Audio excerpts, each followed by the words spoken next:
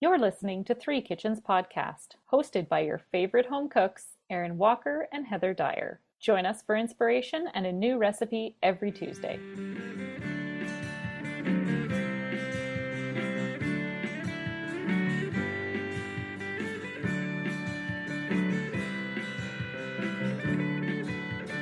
Well, here we are back again with another episode. We are, and we have our very first repeat guest. That's right. Her name is Chef Kiki Coll, and she is all about American vintage food. And American vintage everything, really. That's true. Which is, let me see if I get it right, the 1920s to the 1970s? Ding, ding, ding. Roughly? Yes. I wrote it down so I could. Awesome. I did not.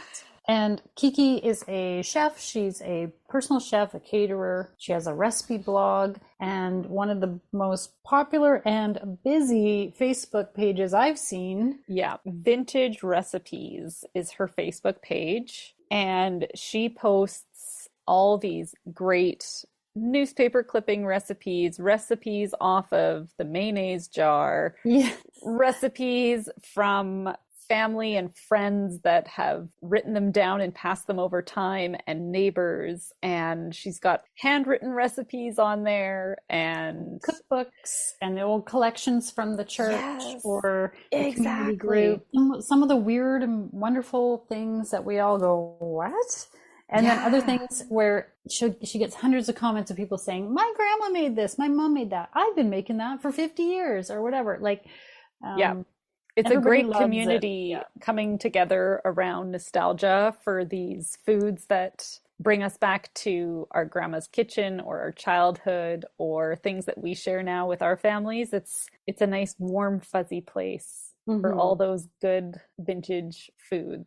And it's fun because sometimes you don't know what an ingredient is. Like maybe it's from a bygone time, or it's a brand you've never heard of before, because brands used to put out recipes. Yes. And you'd be like, what's this thing? And then people will comment. And if Kiki doesn't know, which, I mean, let's face it, she pretty much always knows. But if she doesn't know, somebody else will comment and say, oh, it's this. You can substitute it with this thing you can get, or just update it by changing it to that. And everybody's so helpful. And sometimes people will even contact her and say, hey, there's this thing that someone used to make, and I think it had this and that in it, and I can't find it. Can you help me find a recipe? And she will help put together and find these different recipes so that people can recreate some of their food memories, even if they don't have the recipe themselves. So that's really cool. Yeah, they don't even know what it's called. And somehow she just knows. She knows all the recipes. Yeah. And she's got a great philosophy of bringing together family and friends and neighbors and communities to eat together. And she is a big proponent of Sunday dinners and creating that bond over food with people. Which is really lovely. And so this being the 4th of July, we thought, who better to tell us Canadians about the 4th of July celebrations and exactly what Kiki's all about, which is community coming together, families getting together in the backyard to community parties and concerts and fireworks displays. And what are they eating? If anyone else out there is like us and they're like, what are those Americans feasting on 4th of July? Well, Kiki is here to shed some light on what does 4th of July look like with their cookouts, as they call them. Yeah. And you don't have to celebrate the 4th of July to enjoy the recipes that Kiki shares with us. They are great picnic, barbecue, summertime, outdoor, potluck, gathering foods. Does that hit all the categories? I think Is you there got anything more? I mean, it doesn't even have to be. You can make them year round. Yeah. I made Kiki's grandmother-in-law's potato salad. Yes. And Erin, you made an interesting one that we were a little hesitant about, but that we ended up really liking. Yeah, we made a picnic burger, and it was, well, I think you just have to listen to what it is. I don't want to say too much. I was waiting to hear how you were going to describe it, but I think you're right. Just listen. I was afraid of saying the wrong thing that might make someone go, oh. No. Because it's a little bit different yeah, than your typical burger, but it totally delivers The It won us burger. over. Yeah, And it's so smart it is. for travel, like taking it places. Even if you've got things to do and places to be, this is something you can whip up and have in your fridge so that if your kids are coming home and you're not home and they need a snack, they need dinner, Oh, great idea. no fuss, no muss. Pop it on a bun and you've got a Picnic burger. you got a 1970s picnic burger. It'll Is take that you when right that back one in was? time. 70? That's what the title was. Yeah. Oh, awesome. That's great. So it's an even older recipe than Aaron. Okay, so everyone, please enjoy our conversation with Kiki. She's just a really lovely person, and go check out her Facebook group and her blog, Yeah. which is AmericanVintageChefServices.com. She's in Delaware, cooking for folks in her area if you want to look her up if you're in that neck of the woods. Yep. And please support everything she's doing, because we love Kiki. Thanks for joining us again, Kiki. We had a great time. Hello, Kiki, and welcome to Three Kitchens podcast. We are delighted to have you back. Well, I'm so happy to be here, and thank you for inviting me back. I think you might be our first repeat guest. Oh, that's exciting. Thank you so much. We had so much fun the last time we talked about vintage American food that Erin had this idea. She's like, oh, there's an episode coming up on the 4th of July. We need Kiki. Yeah. There you go. We do. Yeah. What better time, right, than our Independence Day? Yeah, I think it's a great time to bring up and talk about vintage American recipes because there's so much food associated with 4th of July celebrations and just any sort of summertime celebration. I don't know. I think that's a really classic American sort of cooking style. It is. It really is. I think the 4th of July is a special holiday in America because the 4th of July is all about our freedom. And we love to come together and celebrate that. And I think it really is a holiday where we're united. Doesn't matter where you come from, what part of the country you're in. If you're in America, we're celebrating America's freedom, and it's great. And we love to do it with food. Americans love to celebrate everything with food. Yes. So. I think that is probably true for most cultures, right? When you have something to celebrate and you bring people together, you almost always have some kind of food, even if it's not a tradition of a certain type of food. But I feel like there might be a few traditional 4th of July foods or types of foods. And we're hoping that you can educate us a little bit about what are some of those traditional foods you typically like to serve. Absolutely. It's also funny that the 4th of July is a holiday in America that hasn't changed a whole lot in the over 200 years that our nation has been around. We have been celebrating almost the same way all those centuries. So we love to be outside on the 4th of July because, again, it's summer. So I think that most people will be outside picnicking or barbecuing during the 4th of July. So hamburgers and hot dogs, absolutely, are going to be across the country. You might have some other things on the barbecue, chicken or steak, but you're definitely going to see hamburgers and hot dogs. I think that's an absolute must. Yeah. I think the cold salads that go with that also are going to be across the country. Potato salad, macaroni salad, mac and cheese, those types of dishes. Just really the comfort foods that America's rooted in, that we've been creating and eating and celebrating with. I think you're going to see a lot of ice cream and pies and cake. So yeah, I think those are some of the primary traditional foods you're going to see no matter what part of the country you live in. Depending on what part of the country you live in, you might see some variations. In the South, you're probably going to see banana puddings. Up in New England, it's a tradition to eat salmon on the 4th of July. I guess because they're on the coast and they get a lot of fish and seafood. Right. In the Midwest, you're going to see a lot of pies. And in the West, I think you're going to see the incorporation more of the other cultures there. Like in California, you're going to see a lot of Mexican food. that might go along with the hamburgers, the hot dogs, and the other things. But overall, I think you're going to see people eating a lot of the same things and enjoying it very much. You know, I just read a stat recently that said the United States produces and consumes the most ice cream of any place in the world. I believe that. I absolutely And I believe bet that. the numbers get boosted in July. Absolutely. On July 4th, there's definitely going to be a lot of ice cream eating. And then, of course, fireworks are going to be going. We absolutely have fireworks all across the country. Mhm. I'm in Delaware, which happens to be the first state of this nation. So I'm really at the beginning of it. I'm right outside of Philadelphia, Pennsylvania, which is where it all began. So there's going to be some big celebrations in my part of the country. It's where the Declaration of Independence was signed. It's where this nation was founded.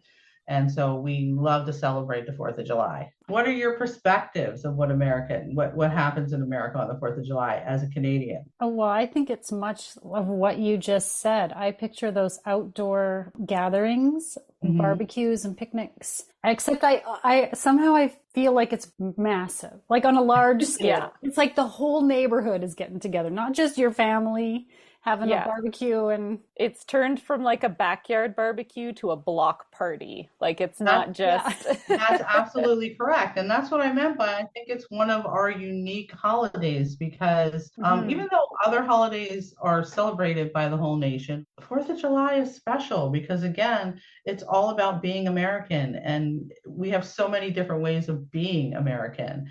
But when we come together on the 4th of July, it's like we're just one big family. And you're right, there'll be a lot of block parties. You're probably right in imagining that it is one great big party in the United States on the 4th of July.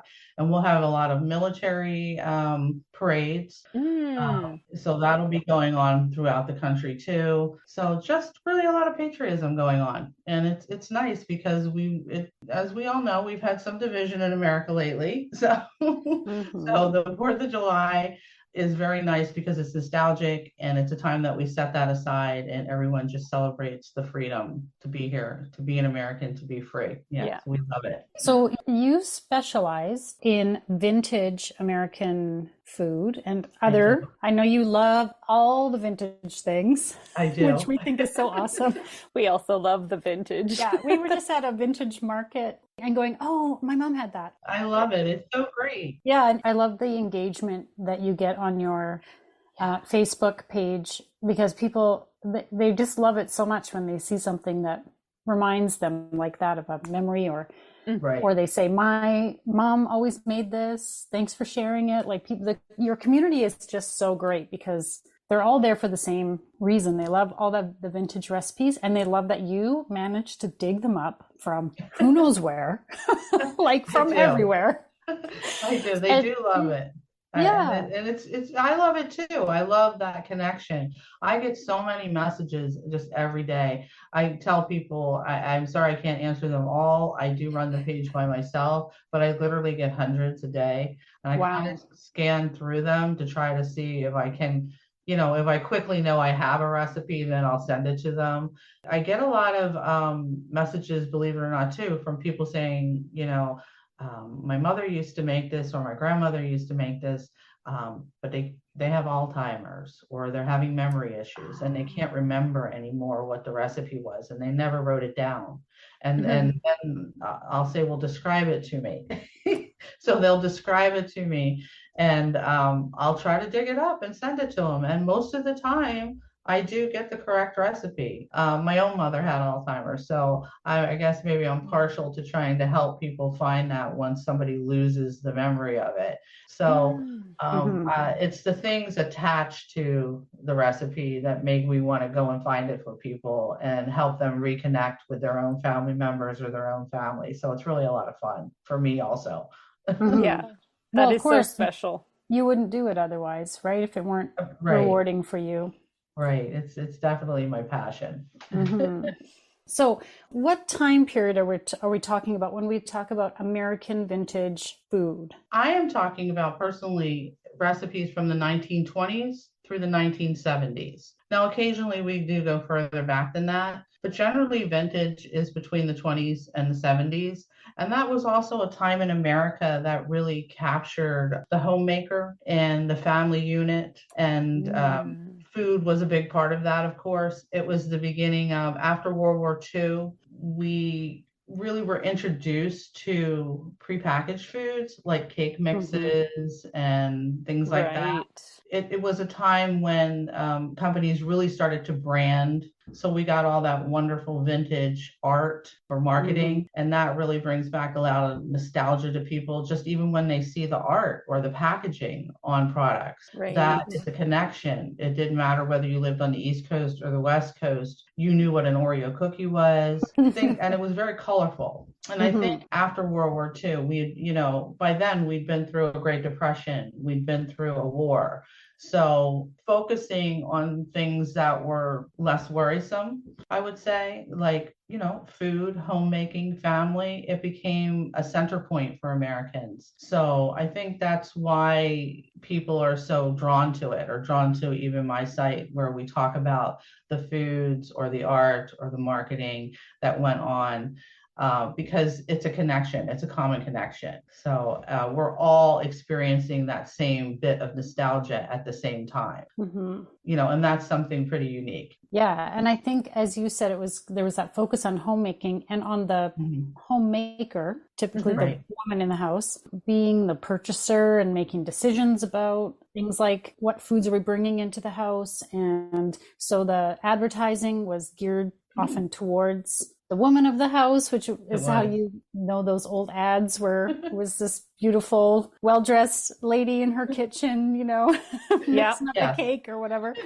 That's the kind of thing you think of, because there was that shift in purchasing power and advertising to those purchasers. You're right. Absolutely. And also accommodating so many of the women that moved out of the house to work during the war.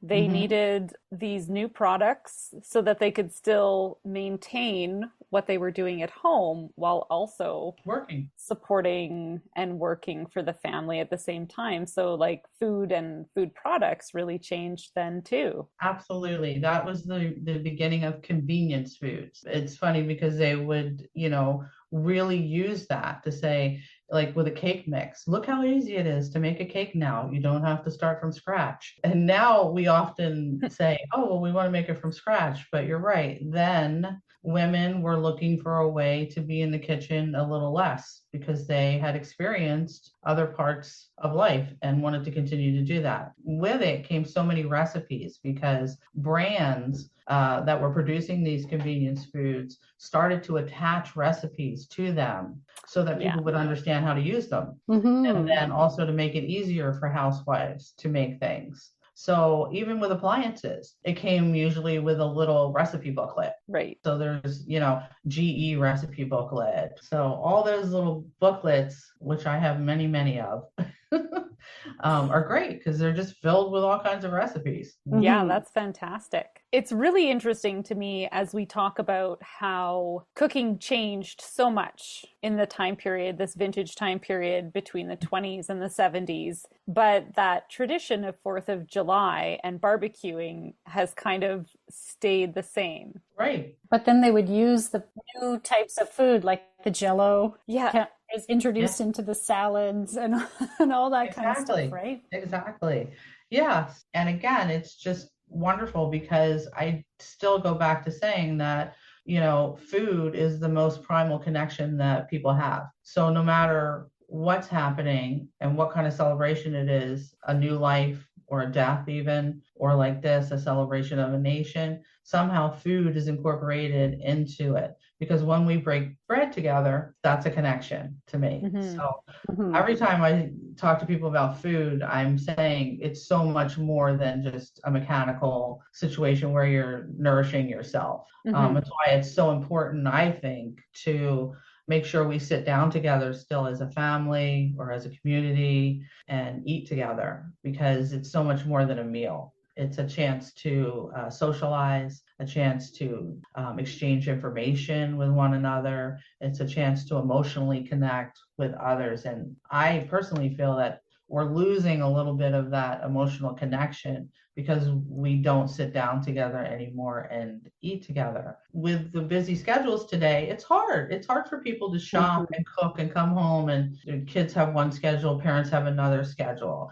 If you can come together at least once a week, I'm really pushing to bring back the Sunday dinner. So 4th of July is a reminder for us of what maybe we don't experience during the year. So I think that's also why it's such a special holiday. I love that. Yeah. Yeah, I love that idea of keeping Sunday dinner. We've grown away from that, and we really need to come back to it, in my opinion. We need to take care of each other. It's really all we have. If we could just expand on this 4th of July, you know, those emotions. Yeah, the spirit of it, right? That would be wonderful. So I hope it's all a peaceful time and people get to remember what it's like to know your neighbor. Okay, so do we want to do a fake break, Erin? Sure. And then talk about recipes? Yeah. Okay. Join us after this quick break. We're going to talk recipes for July 4th.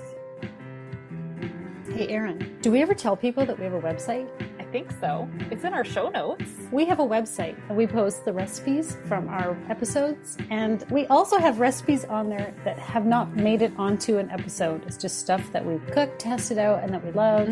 Like what you did with that lamb short rib. That was delicious. That's right. I make donuts with pancake mix. I have that kid who doesn't like to eat pancakes, but he'll eat one in a donut pan. Yeah, so if you're looking for a way to do something a little bit different, we've got multiple options for you to explore. And of course, all of our episodes, including the Speakeasy bonus episodes and the drink recipes, it's all on there. So visit us over at threekitchenspodcast.com. Okay, so we asked you, Kiki, to send us a few recipes that you thought would be sort of typical of 4th of July. Maybe you could tell us how you chose the ones that you chose and how they represent the holiday. Sure. I believe, if I remember, I sent you potato salad. Yep. I sent you specifically my Grandma Ward's potato salad. I don't know why potato salad. I don't know if it's because potato is a hardy vegetable and grows easily in places, but I'm pretty sure that you could ask any American if they're going to be serving potato salad at a barbecue or a picnic, and they're going to say yes. Yeah. Yes. Yeah, isn't it funny? It's like, when you think picnic or barbecue, you think potato salad. Oh, absolutely. You gotta have cold salads. Potato salad is one of them. Now, there may be variations on how they make that salad. It's primarily the same, but there may be little variations throughout the country on how it's made. But I think that's one of the most common things you'll see. Hamburgers, hot dogs, potato salad. I think I sent you a recipe, like I said, for Grandma Ward's, which she was in California. Now, of course, Grandma Ward came to California in a covered wagon from Nebraska. Wow. So again, these are very old recipes from Americans that have been here a long time. So we have tried Grandma Ward's potato salad. I made one change to it, which was it calls for Miracle Whip. And I used mayonnaise because that's what I had. I do that myself. But that made me think, when you were talking about your grandma, first of all, I had said to Erin, I wonder if this is Kiki's grandma. That was our first question. Yeah. So I love the story. Grandma Ward is my grandma-in-law. So yes. Okay. Yes. I love that there's that family connection there. And she also never wrote down the recipe. So she was my in-law. She was basically my mother-in-law because my husband was raised by his grandparent, and she was always very secretive of it. I really had to just watch her in the kitchen, and then I would jot things down what she was doing. And eventually I got a whole recipe. She never wrote it down, and she didn't need that. That's why I would just have to watch and see how she was making it. Now, I was very young, so I was in my early 20s. So again, I was just starting out cooking and stuff. So I'm like, how is she doing this? How is she making this? You know? I really liked that it had, as you mentioned, the black olives. I love black olives, and I was like, ooh, this sounds interesting in a potato salad. Really love that. Yes, that was good. And the gherkins, small sweet gherkins. I'm saying that right, aren't I? I had really hunt for those at the store. I don't think those are a popular pickle here. It's a great recipe. Her black olives and the pickles, and you're right, it gave it a different taste. I've never had a potato salad with the black olives, and that was just so exciting because I am also in the category of loving black olives and, well, pretty much any olive on anything. And I really, really liked that in there. That was delicious. Yeah, I'm glad you guys enjoyed it. She would be very happy about that. And I love that it's your grandma. Yeah. A lot of those older recipes were named for whoever you recorded it Yes. from. Exactly. You're right. That's just how recipes were identified. It was also a time when people really exchanged recipes. Again, that connection, the food connection. Housewives were very communal. Mm-hmm. And you're right. That's what it was, how it was written down. And that's also how I recorded recipes. I think I sent you something that said Mrs. Writer's cheesecake. These were all people that I knew personally. Mm-hmm. These were the women that taught me how to cook. Like I often say, my biggest influences were the women in the kitchens of my youth. My mother, my sisters, my aunts, neighbors, lunch ladies, that did all the cooking, church ladies. Yes. Women that fed not only their families, but their communities. My own mother, having not been an American, having come here from Britain after World War II, she depended on her relationship with the other housewives in the community. So I can remember my memories of being maybe at a neighbor's house and playing maybe with the children there. And then on the way home, the mother of the house saying, "Oh, here, don't forget to take these recipes to your mom." And I would come home and I would run in the kitchen and say, "Here's the recipes from Mrs. Lobby or Mrs. Writer." These were people that just were in my community and they would provide the different recipes to us. That's such a great way to remember family and pass on like that feeling to generations that never knew them, right? Like Right. There's recipes that I can make from my grandmother for my children that they never met her, but we will still remember her Exactly. and share those memories of family or friends or important people that you got this food from. And it creates that connection through time. So it's Absolutely. it's so special to do that. I really, really love that. It is. I hope that you'll create these recipes and pass them on to your own family so that we can continue to know one another. And it's exactly what you just said. So yeah, you really get it.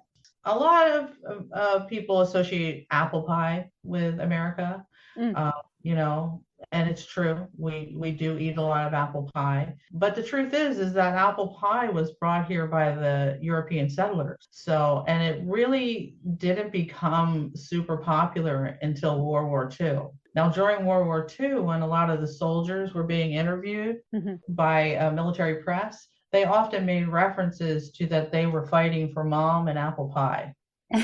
Yeah. Because of that, we created the as American as apple pie. I'm sure you've heard that expression. So, but I think I mentioned to you that I'm making a peanut butter pie for 4th of July. So, yeah, we'd like to hear about this because we were like, peanut pie, what's happening? What? Yes, because even though American as apple pie goes, peanut butter truly is American. It was invented here. It was created here. Americans eat about 700 million pounds of peanut butter a year. Wow. One of the most nostalgic probably things is I don't think there's probably an American that grew up without eating a peanut butter and jelly sandwich.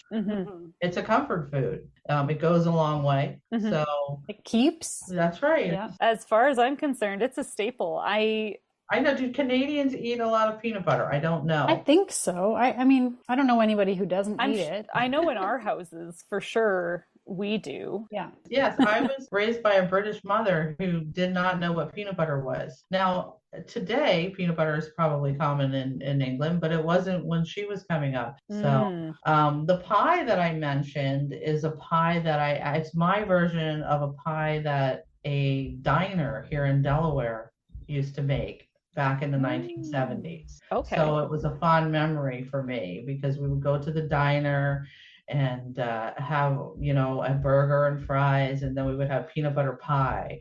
at the end of the meal. And that diner no longer exists. So I created my version of that peanut butter pie, and it's actually a cream pie. So it's real nice and fluffy. Mm. I make a crust using Nutter Butter peanut butter cookies. It's made Okay. by Nabisco now. They look like little peanuts, yes? Yes, they're shaped like little peanuts. Okay. So like a graham cracker crust, I don't bake it, but it's a peanut butter cookie crust. Mm-hmm. Then there's a layer of chocolate over the crust. So we use like a Cadbury spread, like a milk chocolate Cadbury spread or Nutella, whatever kind of chocolate spread you like. You melt that and put it over the crust. And then the filling is made with milk, peanut butter, and vanilla pudding mix. Okay. You're going to mix the milk and the peanut butter and the pudding mix until it thickens, and you put that in the refrigerator for a little while. And then you're going to make some beautiful fresh whipped cream, and you're going to get that nice and stiff.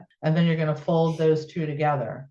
Okay. And then you're going to Wow. fill your pie crust with that. So it's very tasty. If you like peanut butter, it's yummy and it's smooth and it's creamy and it's cool. So it's a completely no bake pie. So that's why it's perfect for the 4th of July. This is like a really decadent looking pie. It is. That's why it's great for like a special celebration. Like I was struck by how it's so you because it's so vintage in that it's using the pudding mix. It's Yeah. like taking that whole philosophy of some items from the store to make your recipe easier.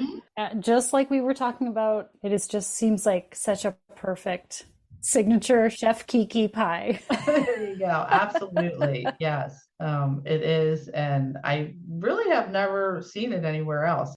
So I looked at the recipes down the list, and we are big burger fans. And at first, I looked at this 1970s picnic burgers, and I was like, okay, burgers, but totally deconstructed. Yeah. Yeah. More like a sloppy Joe kind of Absolutely. Yes. That's cold right. burger. But I made this last night for dinner. It was fantastic to make and really easy to cook up. And my kids were like, why have you never made this before?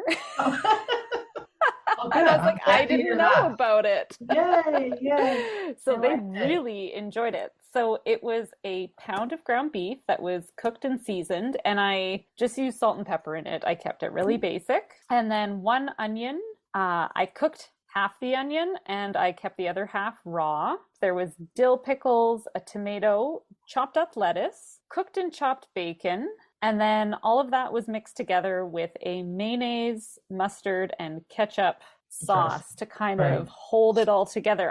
Right. And then instead of getting burger buns, I just got little dinner buns and made like sliders for everybody Yeah, on it. that's a And great so idea. that worked really good. My husband found out the best way to keep it all together was to not cut through the bun all the way and to like Right. open it up so that it could hold all the food and you could close it back in there. Make it like a little pocket. Like a little Yeah. pocket. Well, I'm really glad that they enjoyed them. That's a favorite at our house too. And you're right, because it's really easy and it is similar to a sloppy Joe, but it's not, it's great for summer. And of course it's called a picnic burger because you can just put that in a little container, take it with you, and backyard barbecue, a picnic, whatever. Yeah, and it's cold though. Yes. I ate it cold. I'm glad I did that right.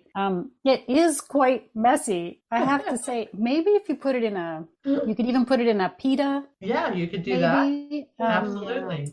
But I love this idea that you don't have to, if you're going to the park or something, you don't have to take your lettuce, your tomatoes, your bacon, your ketchup. Don't forget the ketchup and the Think mustard. of all the condiments you're always carrying. Exactly. Yes. Exactly. You've got one bucket of your filling and you've got your whatever kind of bun or bread you're going to eat it with.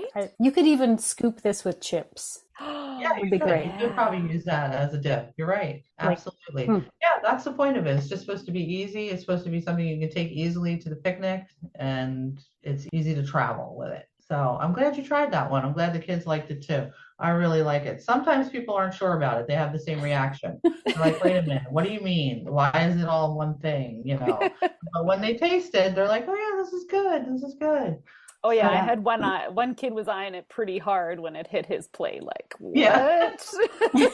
Like, what are you trying to pull here? This isn't a burger. What are you talking about? It also shows you something that Erin and I have talked about before, is that sometimes you read a recipe and you think, I don't get it. I don't know how this works. Right. It's difficult for a recipe to be written in a way that you actually can visualize it. You can imagine what it's going to taste like. You know, when it's something a little bit different than what you're used to, you have a preconceived idea what a burger is. And that was my reaction. I was like, Erin, I don't know about this one. I don't get it. I couldn't picture it.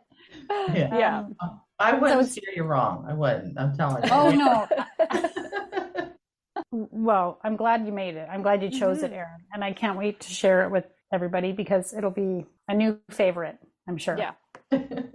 I'm very glad that you all enjoyed it. Like I said, it's one of our favorites too. Yeah, that was really fun. So, will you share with us what you will be celebrating, or where or how you will be celebrating? You've mentioned a few things you'll be bringing to a barbecue. Have you got? Yeah, we'll be doing the backyard thing, the backyard barbecue. I actually just replaced my barbecue, so I have a brand new one. I'm excited about that because once summer hits here, that's where you find me outside at the barbecue. I can leave the stove alone for the rest of the summer. I love to be barbecuing. So yeah, we'll have a little, family get together and then probably go watch some fireworks at our local park. Nice. And you're right, I'll be serving things just like we mentioned. Definitely Grandma Ward's potato salad, hamburgers and hot dogs, my peanut butter pie for sure, and whatever anybody else requests, we have them bring some things. Yeah, we can't wait. It's one of my favorite times of the year. I hope it doesn't rain. I hope it'll be warm and great for the fireworks. Oh, great. Yeah, we'll just have to settle the dogs down for the night. Yeah, that's the hard thing about fireworks, right? It's sometimes hard on animals. Yeah. Oh, that sounds wonderful. Well, I'm really pleased that you invited me back, and I hope you enjoyed the recipes and and that you learned a little bit about the American 4th of July. Absolutely. We're so glad that you could come back and share these recipes and talk vintage. Can you tell our listeners where they can find you and learn more? Sure. You can find me on Facebook, and it's Facebook at Vintage Recipes. You can find me at the same handle on Instagram or TikTok. And then you can also view my recipe booklets on Amazon. You can just Google my name, which is Kiki, Kiki, Coll, Coll. And I hope you'll come and visit me and join in our little trips down memory lane. It's lots of fun, and I love when people share their memories and their recipes and tell me the connections that they have with those recipes. So I really look forward to that. And I thank you again, guys, for inviting me on, and I hope I'll see you again. Oh, absolutely. This has been great. Thank you so much.